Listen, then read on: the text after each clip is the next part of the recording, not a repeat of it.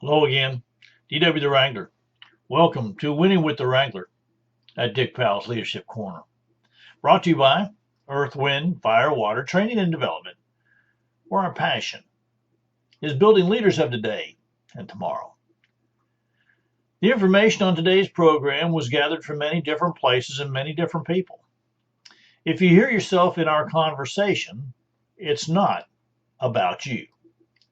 For speaking appearances and support, contact us at ewfw.org or give us a call at 727-422-1833. Today's program, we're going to tackle the topic of success. So many people come to me all the time and say, Dip, what's it mean to be successful? How'd you get to be successful? What does that mean? Well, I want to tell you this. First of all, success is a very personal word. You see, success must be defined by each and every one of us for ourselves. It's not for me to tell you what being successful means. But some people, well, they judge success by their wealth. You know, how much money they have. It's all about money. Anybody that knows me very well knows it's not all about money for me. Now, Miss Robin, good thing she knows how to handle it because it's not my deal. Now, some people say that, well, it's all about achievement. All the number of things you achieve and how many badges and trophies can you collect. That's something you have to decide. Some say it's all about accomplishment. What have I accomplished? How far did I go? What did I get done? You know, all these things are true. But you have to decide what means success for you. I'm going to share you a little secret. For being successful for me was raising a successful family. Being home at night and eating dinner at the dinner table with them. That was success for me. Being a Cub master and Scout master and church group youth leader, and those things meant success for me. My job, I was successful in it, but it wasn't what I lived for. And today, now that I have finished my 30-year career and I've been working on our own with Earth, Wind, Fire, Water Training and Development, I realize I get my successful piece from helping others help themselves get to where they want to go through leadership and accountability.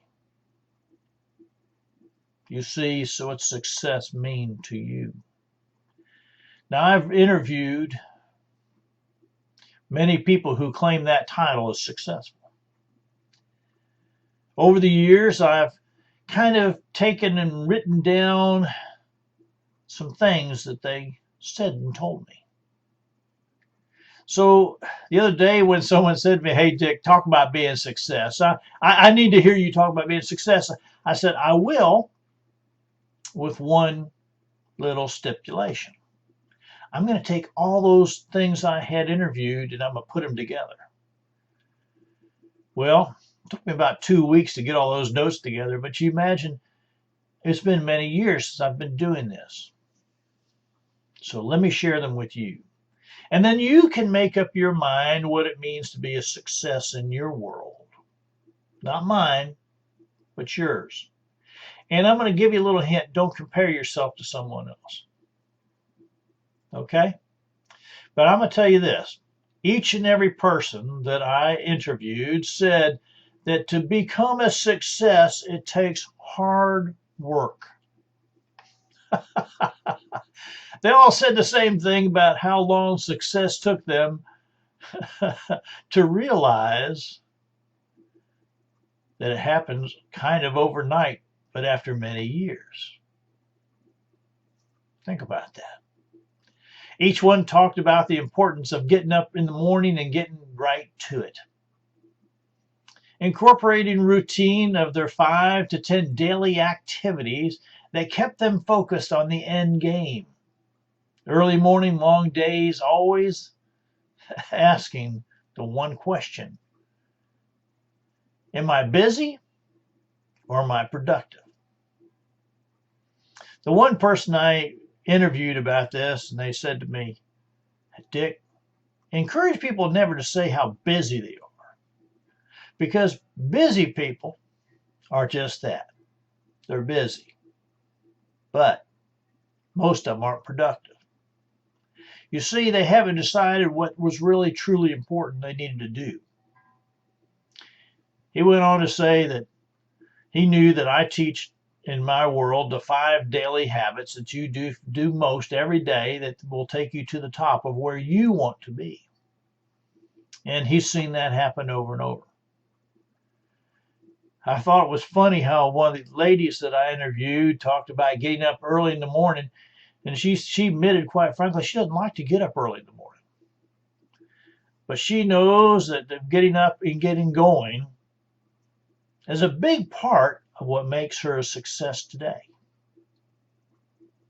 and will keep her a success tomorrow. She explained to me that long days were just part of the deal. And the more people I interviewed about this hard work part, they all agreed on that one. There was no dissension. Another thing that people all agreed on this success thing, they said persistence. Persistence. They said the definitions that was given to me about persistence means this: having the fortitude to hang in there when tough times arrive.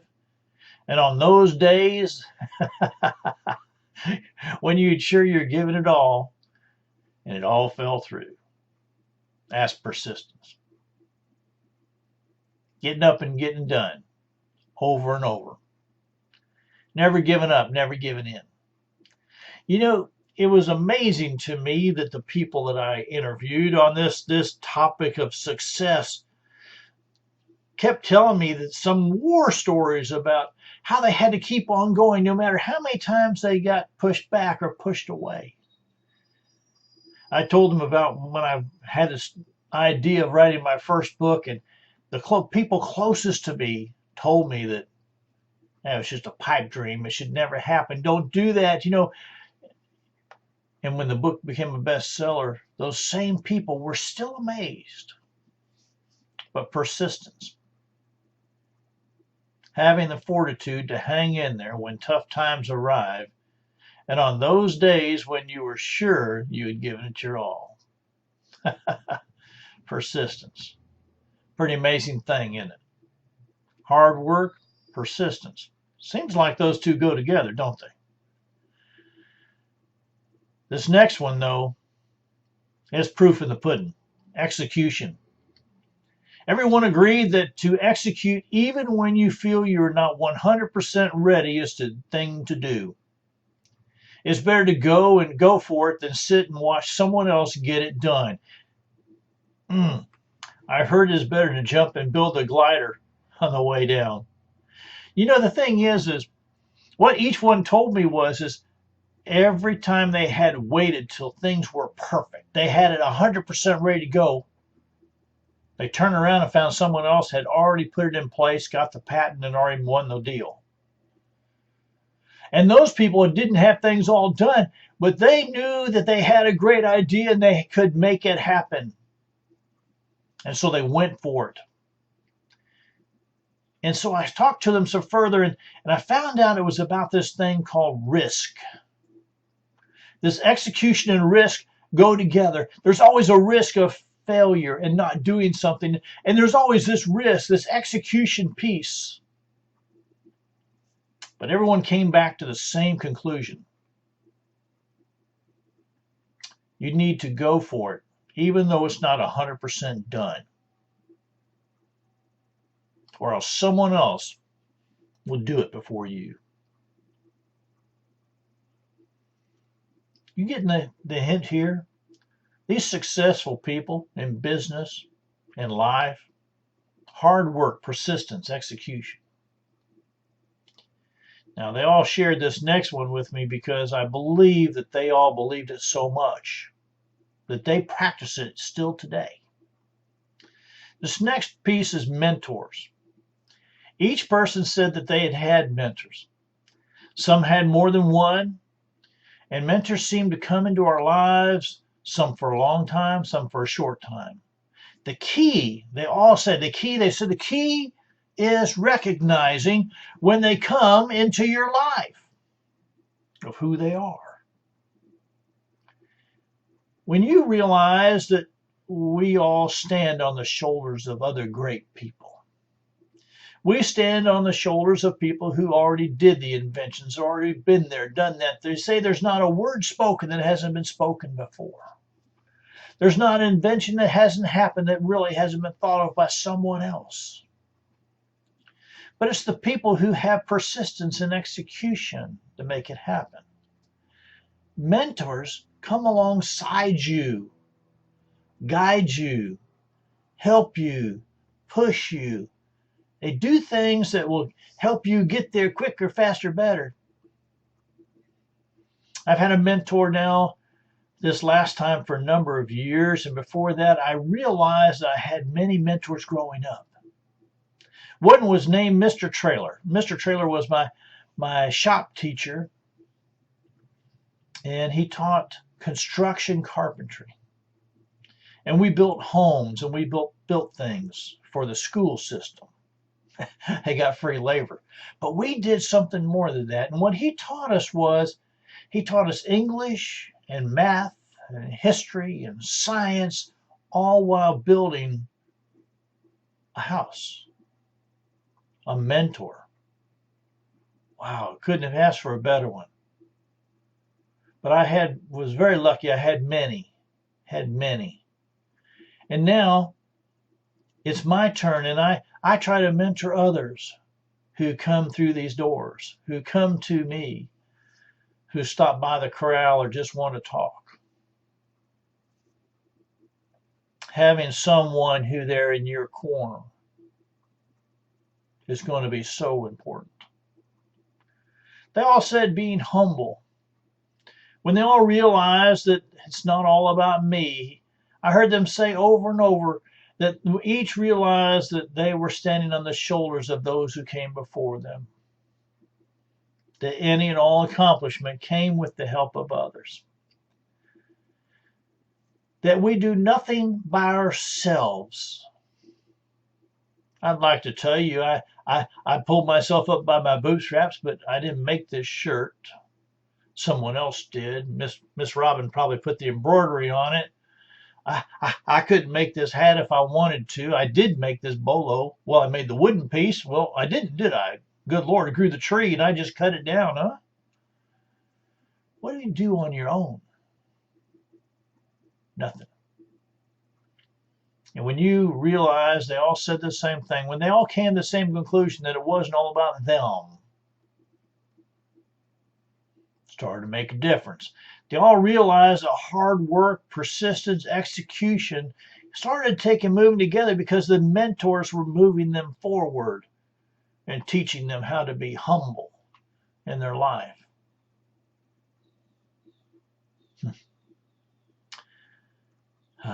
Another thing they all agreed on was about asking questions. What a group. I thought I was the one that asked the questions, and as it turned out, over and over, they were the ones asking me questions. Even though I was there doing the interview and I was writing all the answers, they were asking me more questions than I was asking them. I once heard that only bad questions were the ones not asked.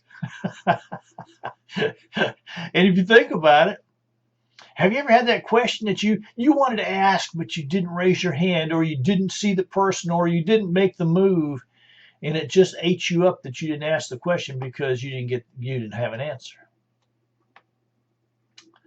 You see, learning is all about asking questions. Learning is all about asking questions.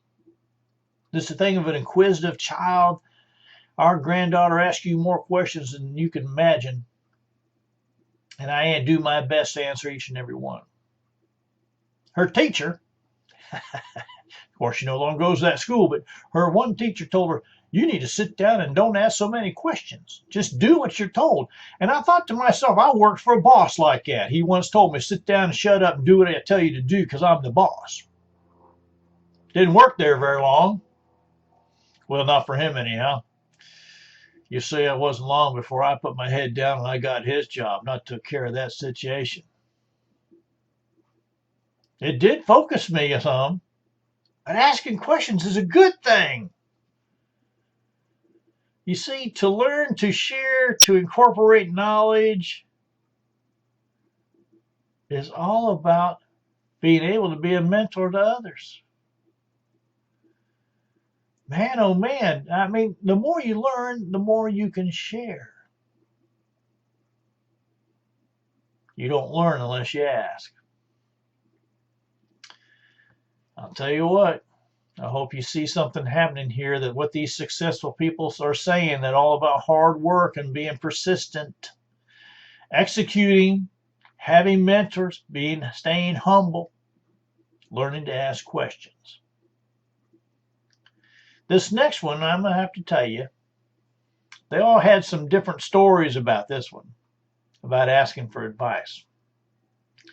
One of the participants said quite frankly that asking for advice was the hardest skill she had to be intentional about. Did you catch that? It was the hardest skill that she had to be intentional about. At the same time, I saw that all the other heads in the room shake. Yep, me too. It seems that we're all afraid to ask for advice, to admit we do not know it all and we could use some good advice.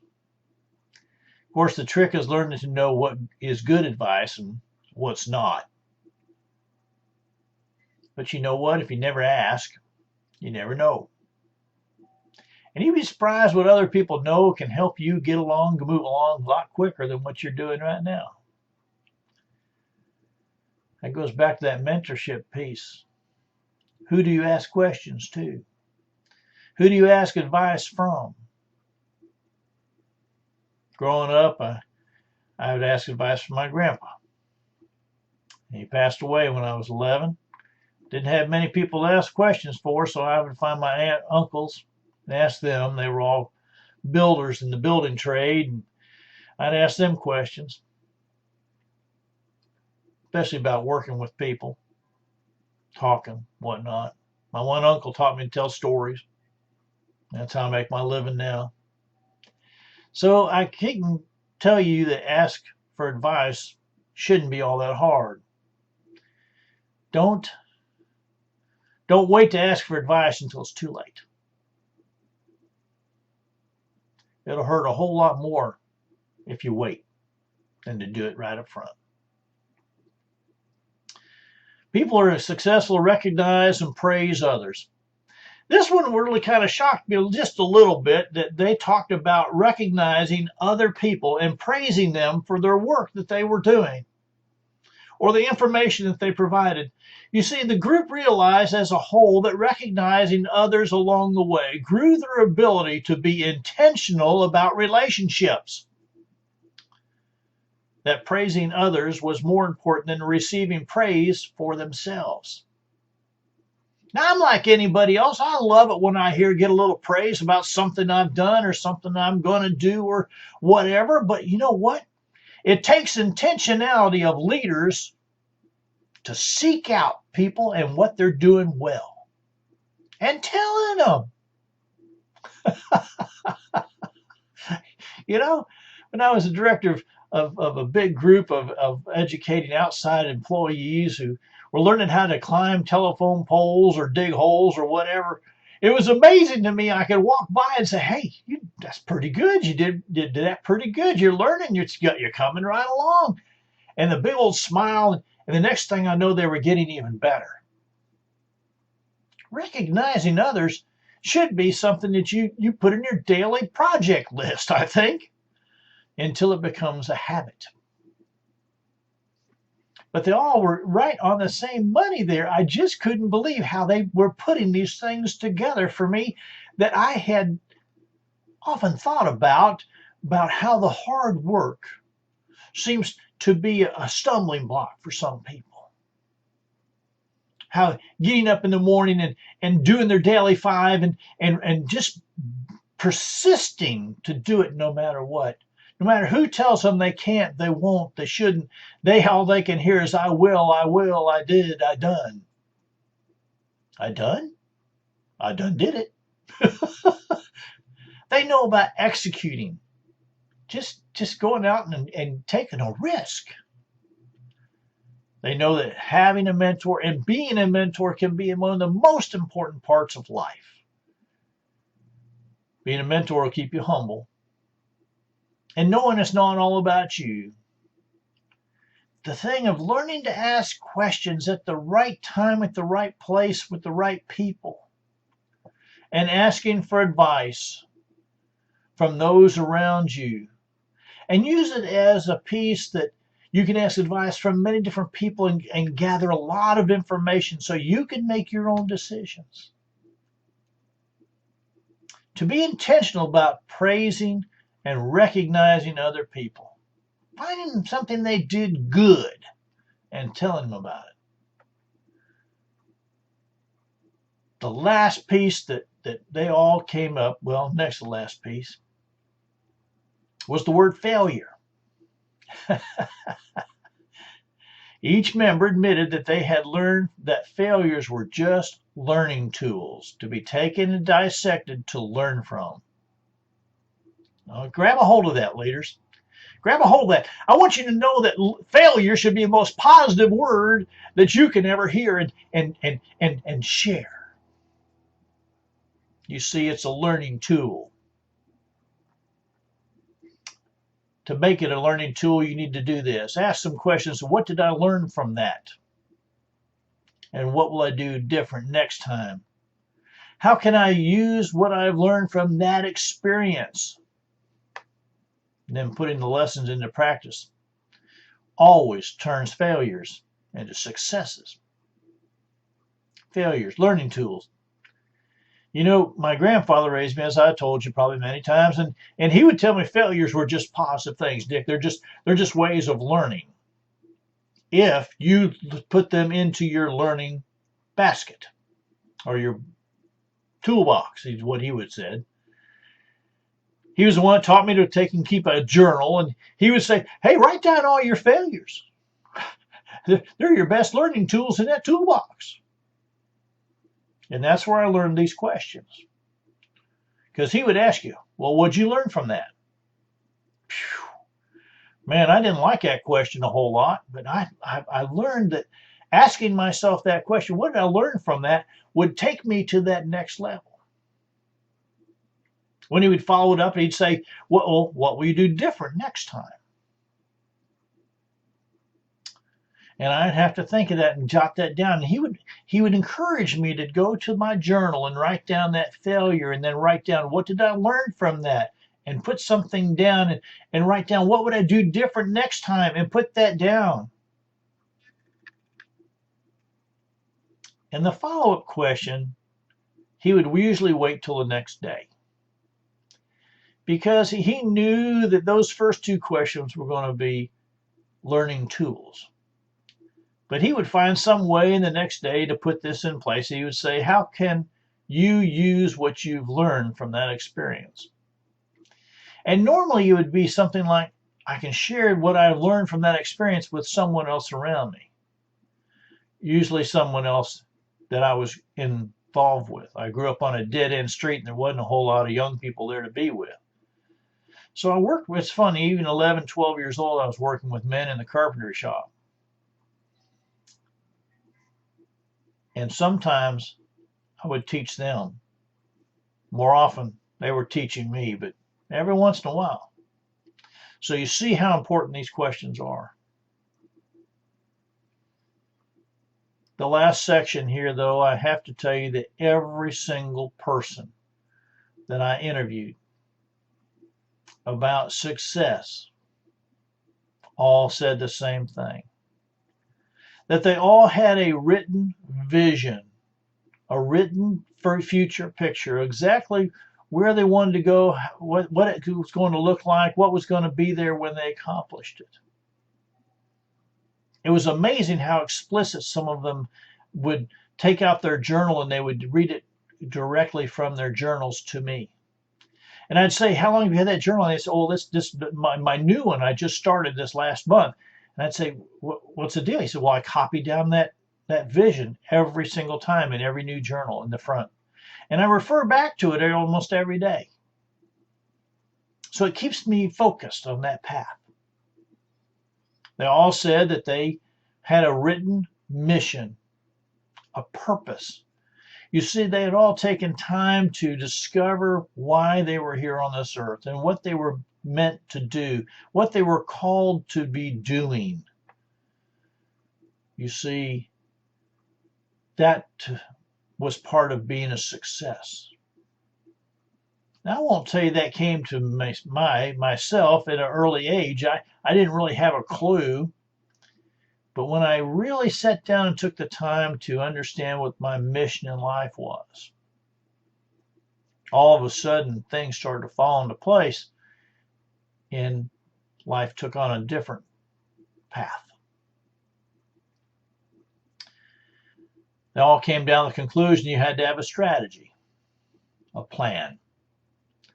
A day-to-day plan that you were going to do from day to day that would help you live your mission and achieve your vision. Now, I have to tell you, it was pretty amazing to me when everyone in the room, that was the one thing that they all agreed on. Now, on some of these other ones, people agree or disagree, but the majority of them all came to the same conclusion about these different pieces. They all had this, the majority said hard work was going to be something that you had to just do. And it had to be fun. You had to make it fun. I learned how to make post-hole digging fun. That sounds funny, but I first started, it was a real chore and I had to do it every single day. And it was like, oh my goodness, I'm going to do it. Blisters on my hands and sweat on my neck. But when you make it fun, it wasn't work anymore, but hard work. Being persistent, keeping to it. Knowing what your vision is and keeping to it. Knowing what your mission is and living up to it. Executing, putting risk into the results. I've heard people say no risk, no reward. Well, in a lot of situations, I'm going to tell you that's true, but it needs to be a calculated risk. I'm going to encourage you to have mentors and be a mentor to someone else. Stay humble. No, it's not all about you. Teach and learn how to ask questions from the right people, the right time, the right place. Ask advice, by golly. It doesn't hurt at all. Recognize and praise others should be an intentional part of your daily peace. And knowing that failure is just a learning tool. It's not the end, it's the beginning. Put into practice. Get yourself a pen and pencil and take some time and sit down and write your vision. Get explicit about it, where you want to be and how you want to end up, and even put down there how much money you want to make. It's okay. Make sure that you take time to figure out your mission, your purpose, your calling in life, and put it to work. And put together a strategy, a plan to make it work every single day. I see we're coming down to the end of our time, and on behalf of myself, Dick Powell, and the whole Leadership Corner team, we want to say thank you for being a part of today's program. Our hope is that you've received a nugget of wisdom and guidance that will help you build your leadership ability. Now, if you have any questions or comments on today's program, we encourage you to go ahead and give us a call at 727-422-1833, 727-422-1833, or send me an email at dick@ewfw.org, dick@ewfw.org. And when you know that you're looking for that next keynote speaker to come out and be at your world or teach a class or just be with you, just give us a call here at 727-422-1833, 727-422-1833, or send me an email, dick@ewfw.org, dick@ewfw.org. Until next time, DW the Wrangler saying, ride hard, ride fast.